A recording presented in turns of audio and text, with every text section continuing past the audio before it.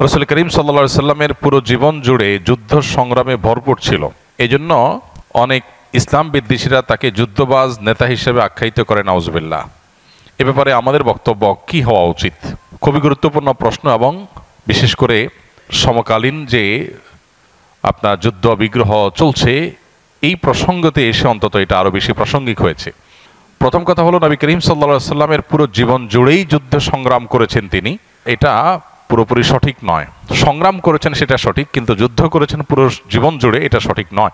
কারণ নবী করিম সাল্লাল্লাহু আলাইহি সাল্লামের 63 বছরের জীবনের শেষ 10টি বছর, বিশেষ করে মদিনা হিজরতের পর তার উপরে যুদ্ধ চাপিয়ে দেয়া হয়েছে।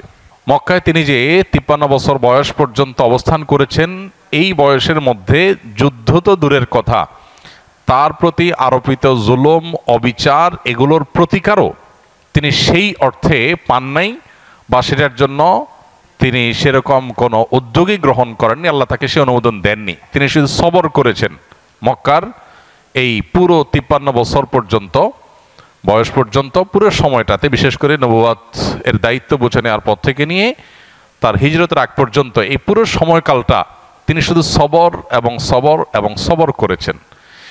মদিনায় আসার পর যখন তার উপরে একের পর এক আগ্রাসন যুদ্ধ চাপিয়ে দেওয়া হয়েছে, তখন তিনি যুদ্ধ করতে বাধ্য হয়েছেন। তার যুদ্ধগুলো অনেক ইতিহাসবিদদের মতেই প্রায় সবগুলোই ছিল প্রতিহতমূলক, আত্মরক্ষামূলক।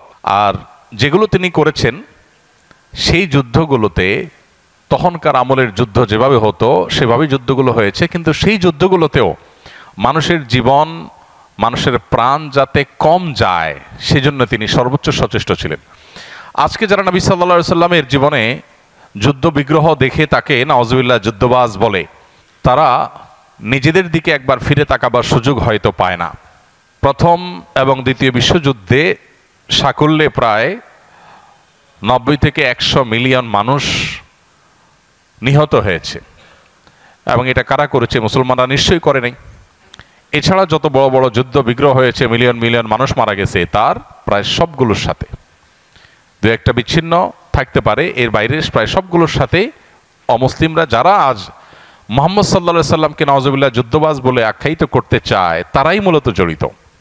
যাদের একটা বোমার আঘাতে এখন শত শত হাজার হাজার নিরস্ত্র সাধারণ বেসামরিক মানুষ পিষ্ট হয়ে যাচ্ছে, তারা কি জানে যে মুহাম্মদ সাল্লাল্লাহু আলাইহি সাল্লামের জীবনের 27টি যুদ্ধে অংশগ্রহণ করেছেন নিজে?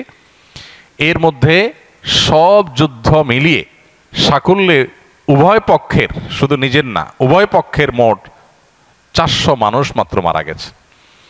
আজকে যেখানে একটি বোম বা একটা সামান্য আঘাত, একটা সামান্য অভিযানেই 400-র বেশি মানুষ মারা যায়, হাজার হাজার মানুষ মারা যায়, লক্ষ লক্ষ মানুষ মারা যায়। তো আজকের পৃথিবীর মানুষ যারা নিজেদেরকে সভ্য বলে দাবি করছে, তারা কোন মুখে মহানবী মুহাম্মদ সাল্লাল্লাহু আলাইহি সাল্লামকে, যার জীবনের 27টি যুদ্ধে সর্বসাকুল্যে 400 বেশি মানুষ মারা যায়নি, তাকে কিভাবে যুদ্ধবাজ বলতে পারে? মূলত নবী করিম সাল্লাল্লাহু আলাইহি সাল্লামের যুদ্ধ এবং সংগ্রামে রণাঙ্গনের সমর জীবনেও তিনি মানবিক ছিলেন। এই জন্য তিনি পরিষ্কারভাবে বলেছেন, কোনো নারী শিশুকে যেন কেউ হত্যা না করা হয়। তার সমগ্র জীবনে কোনো রণাঙ্গনে, কোনো জেহাদে তিনি বা তার কোনো সৈনিক কোনো নারীকে, কোনো শিশুকে আঘাত করেছেন, টাচ করেছেন, এরকম কোনো ঘটনাও পৃথিবীর কোনো মানুষ, কোনো ইতিহাসের বইয়ে, কোনো পাতায় কেউ দেখাতে পারবে না। অথচ আজকালকার যুদ্ধবাজ নেতাদের যে যুদ্ধগুলো হয়ে থাকে, সেগুলোর প্রত্যেকটা যুদ্ধে কান পাতলে শোনা যাবে নারী এবং শিশুদের নির্মম আর্তনাদ। আজকে যেখানে কার্পেট বোমা মেরে পুরো এলাকাকে সমান করে দেওয়া হয়, বোমার নিচে কি ফসল পড়লো না দালান কোঠা পড়লো, সামরিক মানুষ পড়লো, বেসামরিক মানুষ পড়লো, হসপিটাল পড়লো, এরকম কোনো বিবেচনা যখন করা হয় না, সেই সময় যদি সমালোচনা করা নবী করিম সাল্লাল্লাহু আলাইহি সাল্লামের যুদ্ধের, তাহলে সেটা হাস্যকর। কারণ নবীজি সাল্লাল্লাহু আলাইহি সাল্লামের যুদ্ধে তিনি এতটা দায়িত্বশীল ছিলেন যে তিনি যুদ্ধ পূর্ববর্তী দিক নির্দেশনায় তার মুজাহিদদেরকে, সৈনিকদেরকে, সাহাবীদেরকে তিনি নির্দেশনা দিতেন যে কোনো ফল ফসলের ক্ষতি করা যাবে না, কোনো দালান কোঠা ভাঙা যাবে না। এমনকি কোনো উপাসনালয়ে উপাসনারত মানুষদেরকে, যাজকদেরকে, ধর্ম ব্যক্তিদেরকে, ধার্মিক ব্যক্তিদেরকে বা ধর্মবোদ্ধাদেরকে তাদেরকে হত্যা করা যাবে না। কোনো উপাসনালয়ে হামলা করার পরে তিনি পারমিশন দিতেন না। অথচ আজ টার্গেটই করা হয় ধার্মিকদেরকে এবং ধর্মীয় প্রতিষ্ঠানগুলোকে। অতএব আজকের পৃথিবীর মানুষের কোনো অধিকার নাই নবী সাল্লাল্লাহু আলাইহি সাল্লামের যুদ্ধ জীবন নিয়ে প্রশ্ন তোলার, বরং তাদের সুযোগ আছে শিক্ষা গ্রহণ করবার, যে যুদ্ধের ময়দানেও কিভাবে মানুষ মানবিক হতে পারে। নবীজি সাল্লাল্লাহু আলাইহি ওয়াসাল্লাম মুসলা করতে নিষেধ করেছেন। মুসলা মানে কি? মুসলা মানে হলো লাশের অঙ্গ প্রত্যঙ্গ কেটে কেটে বিচ্ছিন্ন করা এবং সেটা নিয়ে পৈশাচিক উল্লাস আনন্দ করা, এটার উপরে নবী সাল্লাল্লাহু আলাইহি ওয়াসাল্লাম কঠোরভাবে নিষেধ করেছেন। এবং তার এতগুলো যুদ্ধ হয়েছে, তার কোনো যুদ্ধেই কোনো এত বড় বড় কাফেররা ছিল, এত বড় বড় শত্রু ছিল, আবু জাহাল, আবু লাহাব, যারা একসময় মুসলমানদেরকে হিজরতের আগে নির্মম আচরণ করেছে, অমানবিক বহু জঘন্য জঘন্য কর্মকাণ্ড করেছে, তাদেরও লাশের সাথে অমানবিক, অবমাননাকর, অসম্মানজনক কোনো আচরণ মুসলমানরা করেন নাই। এই যে মুসলমানরা সেই সমস্ত আবু জাহাল, আবু লাহাবের মতো এই ধরনের মানুষদের সাথেও এরকম কোনো নির্মম আচরণ করেননি। এখান থেকে পরিষ্কারভাবে বোঝা যায় আল্লাহ নবী মুহাম্মদ সাল্লাল্লাহু আলাইহি সাল্লামের যে যুদ্ধগুলো ছিল সেগুলো ছিল মানবিক, সেগুলো ছিল দায়িত্বশীল, সেগুলো ছিল আজকের যুদ্ধগুলো চাইতে হাজার হাজার গুণে মানবতার জন্য সত্যিকার অর্থে কল্যাণের উদ্দেশ্যে নিবেদিত।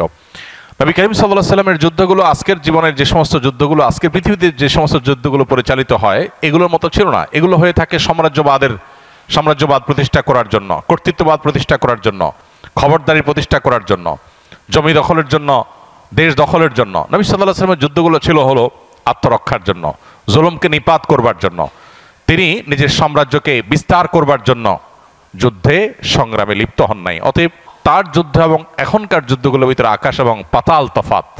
যারা তাকে সমালোচনা করে হয় তার সম্পর্কে ভালো জানে না, নথবা তারা নিছকই তাদের বিশ্বাসগত যে অন্ধত্ব আছে সেই জায়গা থেকে তারা সমালোচনা করে। মুহাম্মদ সাল্লাল্লাহু আলাইহি সাল্লাম তার যুদ্ধ জীবনের কমন একটা রীতি ছিল যে তিনি কখনো সম্মুখ যুদ্ধেও আগে যুদ্ধ শুরু করতে পছন্দ করতেন না, বরং প্রতিপক্ষ যুদ্ধ করলে তারপর তিনি শুরু করতেন। এটা দায়িত্বশীলতার ব্যাপার। ঠিক একইভাবে নবী করিম সাল্লাল্লাহু আলাইহি সাল্লাম সচরাচর প্রত্যেকটা যুদ্ধক্ষেত্রেই তার সাহাবীদেরকে নির্দেশনা দিতেন যে তোমরা যুদ্ধ শুরু করার আগে শেষবারের মতো হলেও শত্রুপক্ষকে আহ্বান করবে শান্তির এবং নিরাপত্তার পথে আসার জন্য। তারা যদি মানে তো ভালো, যদি তারপরও তারা ডিনাই করে তাহলে চূড়ান্তভাবে তোমরা যুদ্ধে লিপ্ত হবে। এতগুলো লেয়ার, এতগুলো ব্যারিয়ার পার করে তারপরে যুদ্ধে লিপ্ত হলেও সেখানে যাতে কোনো অমানবিক আচরণ করা না হয় সেই ব্যাপারে তিনি সর্বোচ্চ সচেতন ছিলেন। আজকের পৃথিবী, পরিবেশ, নারী এবং শিশু, এই তিনটা বিষয়ে খুব কনসার্ন। আমাদের মনে হয় যে আজকের পৃথিবী মানব ইতিহাসের সবচাইতে পরিবেশ সচেতন পৃথিবী, সবচাইতে মানবতাবাদী পৃথিবী, সবচেয়ে নারী অধিকার ব্যাপারে সচেতন পৃথিবী। অথচ যুদ্ধ বিগ্রহে পরিবেশের বিপর্যয়, এক একটা বোমার কারণে যেই পরিমাণ পরিবেশ বিপর্যয় হয়, যে পরিমাণ ক্ষয়ক্ষতি হয় ফল ফসলের এবং পরিবেশের, সেটা আমাদের কারোরই আর বোঝার বা জানার বাকি নেই। আর নারী শিশু নির্বিশেষে বেসামরিক মানুষ যেভাবে খুন করা হয় আজকালকার বোমা হামলার মাধ্যমে, তারও কোনো ইয়ত্তা নেই। আমরা সবাই কম বেশি এটা জানি। অথচ নবী করিম সাল্লাল্লাহু আলাইহি সাল্লামের সময়কার যুদ্ধে এর কোনোটি কিন্তু হতো না এবং দায়িত্বশীলতার সাথে এগুলোকে এড়িয়ে যাওয়া হতো। আমরা নবী সাল্লাল্লাহু আলাইহি সাল্লামের যুদ্ধগুলোর দিকে তাকালে দেখতে পাই তিনি কি আসলে যুদ্ধ করার জন্য লালায়িত ছিলেন নাকি যুদ্ধ তার উপরে চাপিয়ে দেওয়া হয়েছে। আমরা দেখি তার জীবনে মেইন যুদ্ধ যেগুলো ছিল, বদর, উহুদ, খন্দক, সবচেয়ে প্রসিদ্ধ যে তিনটা যুদ্ধ, এই যুদ্ধগুলো আমরা দেখি হয় মদিনার মধ্যেই একেবারে মদিনার উপকণ্ঠে, আর না হলে মদিনার অদূরে যুদ্ধগুলো হয়েছে। তার মানে যুদ্ধ করতে তারা দূরে গিয়েছেন এই ঘটনা ঘটেছে জীবনে 1-2 বার, আর বেশিরভাগ ক্ষেত্রে তাদের উপরে চাপিয়ে দেওয়া হয়েছে। খন্দকের সময় কি হয়েছে, মক্কা থেকে মুশরিকরা এসে মদিনাকে দখল করতে চেয়েছে, আত্মরক্ষার জন্য খন্দকের যুদ্ধ করতে হয়েছে। উহুদের যুদ্ধ একইভাবে, মক্কা থেকে তারা যুদ্ধ করতে উহুদে আসছে, মদিনায় আসছে, মদিনা রক্ষার জন্য তারা যুদ্ধ করেছেন।